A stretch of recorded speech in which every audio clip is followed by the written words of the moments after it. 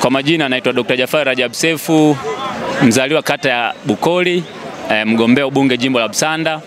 Tumekuwa tukifuatilia ziara ya Dr. Samia Suluhu Hassan, hasa alivyoingia katika mkoa wetu wa Mwanza, kanda ya Ziwa hiyo, akapita Shinyanga, tumemfuatilia, akapita Kahama, na mchana alikuwa Bukombe. Kwa hiyo vijana wamehamasika na wanafuatilia sana ziara ya Dr. Samia Suluhu Hassan, na wanavutiwa na speech zake, ahadi zake ambazo anatimiza, na miradi ambayo mbalimbali ametengea katika maeneo yetu. Katika jimbo la Busanda, wananchi na waita kwa wito, twende wote kwa pamoja kwa Dr. Samia Suluhu Hassan, twende tukasikize sera za Chama cha Mapinduzi, tukasikize ilani yetu, tuone katika ile miaka minne Dr. Samia amefanya miradi mbalimbali, amefanya miradi mikubwa.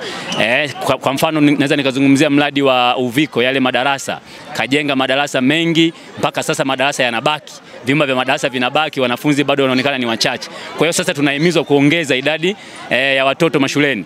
Lakini kama haitoshi, Dr. Samia Suluhu Hassan ahadi ambazo waliahidi pamoja akiwa na JPM hayati, kwa mfano daraja la Busisi, amehakikisha daraja lile linatimia na watu wanapita. Zamani tulikuwa tunatumia masaa mawili pale au matatu, sasa hizi tunatumia dakika 2, dakika 3 umevuka katika lile daraja. Kwa hiyo wafanyabiashara, wachimbaji wadogo, walimu, wanafunzi, bodaboda, watu wote hawa wanaitwa kuitikia wito wa kwenda kuza sera za Dr. Samia Suluhu Hassan. Na vijana wengi wamehamasika kwenye simu zao, kazi kubwa wanafuatilia ziara za Dr. Samia Suluhu Hassan kanda ya Ziwa. Sasa kwa kesho ni zamu yetu wilaya ya Geita.